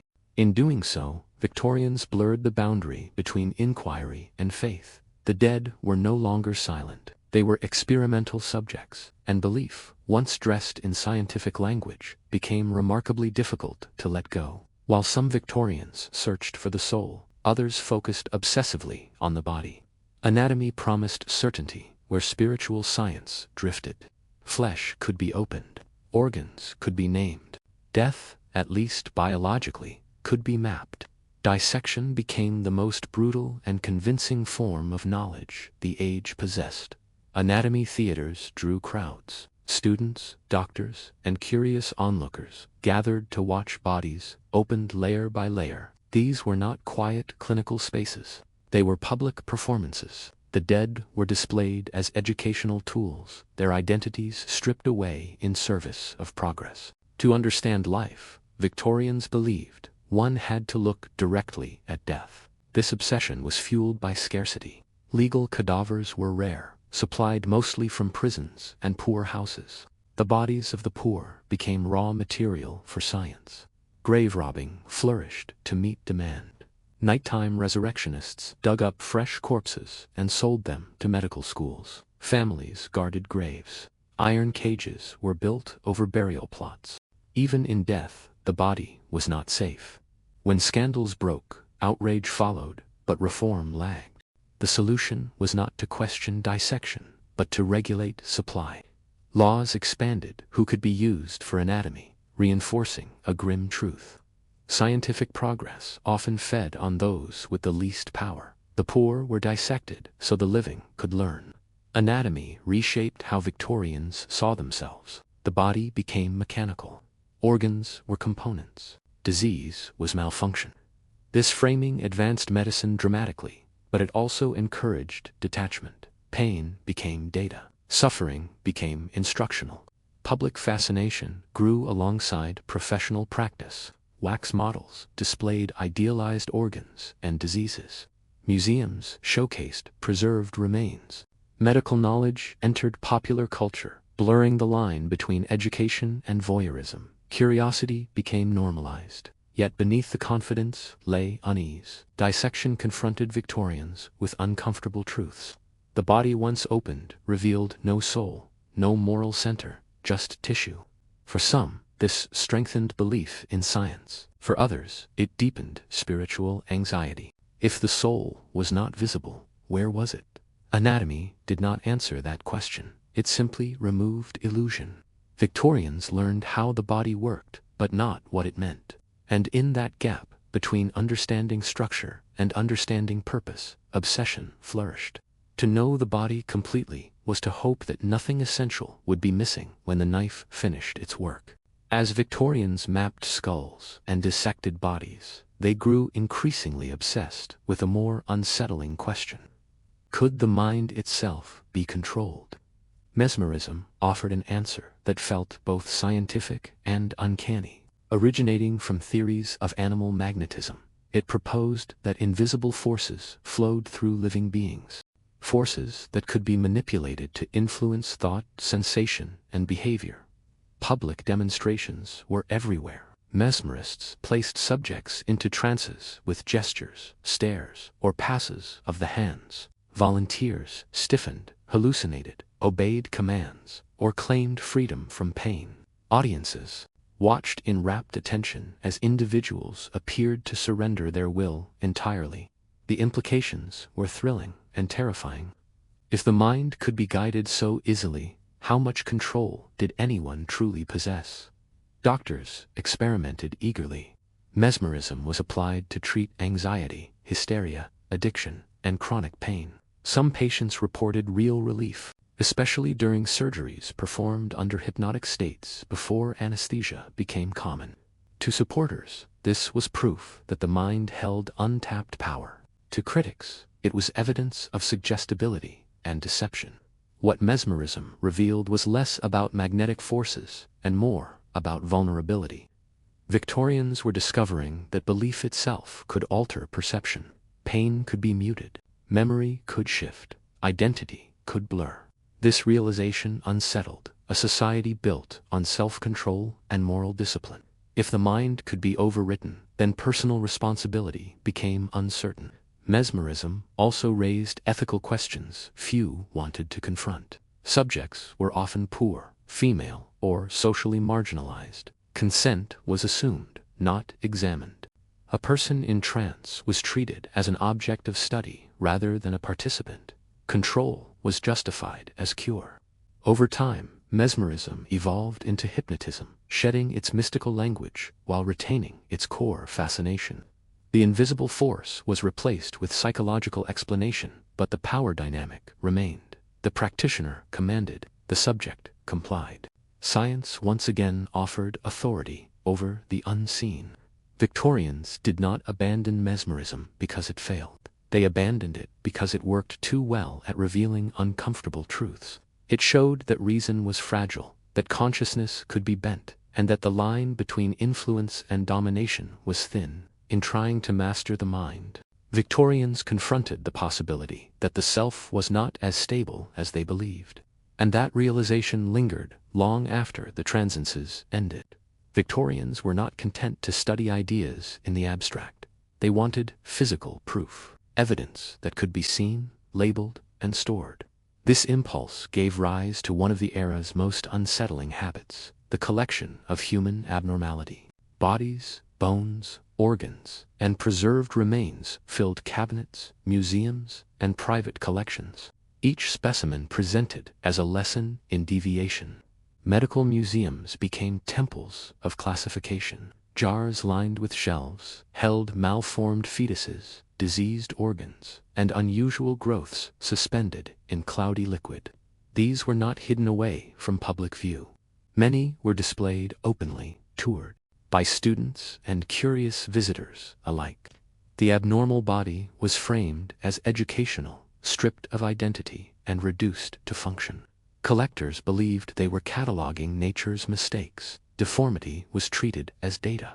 Difference became pathology. The human body was no longer simply human. It was evidence. Doctors compared specimens, searching for patterns that could explain illness, behavior, or moral failure. Once again, certainty was pursued through categorization. This obsession extended beyond medicine. Traveling exhibitions displayed people with physical differences as scientific curiosities. Audiences were told they were witnessing rare biological phenomena, not entertainment. The language of science sanitized voyeurism. To stare was no longer rude, it was educational. Race, disability, and disease were woven into these displays in disturbing ways. Colonized peoples were measured, photographed, and exhibited as evolutionary specimens. Skulls were ranked. Bodies were arranged into hierarchies that conveniently reinforced imperial belief. Science once again offered justification for existing power structures. Even death did not grant privacy. Autopsies multiplied. Bodies of the poor were claimed without consent. Remains were kept indefinitely long after their scientific value faded. The individual vanished beneath the label. What drove this obsession was fear disguised as curiosity. Victorians were terrified of disorder, of bodies that did not behave as expected, of lives that resisted classification. By collecting the abnormal, they believed they were containing it. Knowledge became a form of control. Yet, these collections revealed more about the collectors than the collected. They exposed a worldview that equated difference with danger and understanding with ownership. To possess the body was to possess the truth. In trying to explain humanity through fragments, Victorians fractured it instead. And the cost of that fragmentation would echo long after the jars were sealed and the cabinets closed. By the late Victorian period, the line between inquiry and ideology had grown dangerously thin. Scientific language carried immense authority, and once an idea adopted its tone, it gained protection from doubt. Hypothesis hardened into truths. Speculation passed as fact. Science was no longer just a method. It was a worldview. Victorians trusted science, not only to explain nature, but to define morality, intelligence, and worth. Measurements, charts, and classifications promised objectivity, yet they quietly absorbed cultural bias. Race, class, gender, and ability were reframed as biological destiny. Inequality was no longer a social failure. It was nature, measured and confirmed. This was the era when scientific obsession stopped asking questions and started giving answers it could not support. The language of proof was used to silence debate. If something was scientific, opposing it seemed irrational, even dangerous. Belief no longer required faith. It required citation. Institutions reinforced this authority. Universities, museums, hospitals, and journals circulated ideas with shared assumptions. Each cited the other. Circular certainty replaced skepticism. Once embedded, flawed ideas became self-sustaining. To challenge them meant challenging progress itself. The public followed eagerly. Victorians were taught to admire expertise, even when it contradicted lived experience. A diagnosis outweighed testimony. A chart outweighed suffering. The individual disappeared beneath the category. Science became a filter through which reality was interpreted, not questioned. Yet anxiety lingered beneath the confidence. The more Victorians tried to explain everything, the more they sensed something essential slipping away. Consciousness, meaning, and morality resisted reduction. Spiritual movements persisted not because science failed, but because it succeeded at removing mystery without replacing comfort. In response, science itself took on religious qualities. Experts replaced priests, lectures replaced sermons, laboratories replaced sanctuaries. The promise was salvation through understanding. The price was doubt. This was the paradox at the heart of Victorian obsession. They wanted certainty, but certainty demanded belief. And belief, once granted scientific authority, became remarkably difficult to dislodge. Science had not defeated superstition. It had absorbed it. And in doing so, Victorians created a legacy that still lingers today. A faith in knowledge so strong that it can forget to question itself. Victorian scientific obsession was not a failure of intelligence. It was a reflection of fear. Fear of death, disorder, and meaninglessness in a world changing too fast to feel stable. Science offered light, but it also casts long shadows. Victorians stood between those extremes, convinced that if they leaned hard enough toward reason, the darkness would retreat. What they discovered instead was ambiguity. Every answer raised new questions. Every discovery exposed new uncertainty. The skull did not reveal the soul. Electricity did not explain consciousness. Dissection mapped the body, but left meaning untouched. Science illuminated mechanisms, not purpose. In response, Victorians did what humans often do when certainty slips away. They filled the gaps, sometimes with hope, sometimes with superstition dressed as data, sometimes with systems that promised order at the cost of compassion. Their obsessions were not random. They followed emotional need. The tragedy was not curiosity itself. Curiosity built modern medicine, technology, and understanding. The tragedy was certainty without humility. When Victorians believed they had found final answers, they stopped listening. Measurement replaced empathy. Classification replaced story. Knowledge became authority rather than inquiry. Yet their contradictions are also what make the era so revealing. Victorians were not foolish. They were human. They believed in progress while fearing its consequences. They trusted science while longing for spiritual reassurance. They dissected bodies and spoke to ghosts, not because they were confused, but because neither alone was enough. Their legacy is still with us. Modern science carries Victorian fingerprints, the desire to measure the unmeasurable, the temptation to turn probability into destiny, the belief that explanation equals understanding. Victorian scientific obsession teaches a quiet lesson. Knowledge expands fastest when paired with doubt. Progress becomes dangerous when it forgets its limits. The age reminds us that standing between reason and superstition is not a flaw. It is a human condition. Victorians did not choose between light and shadow, they lived in both. And in doing so, they left behind a cautionary inheritance, that the pursuit of truth must always be accompanied by the willingness to admit what we do not know.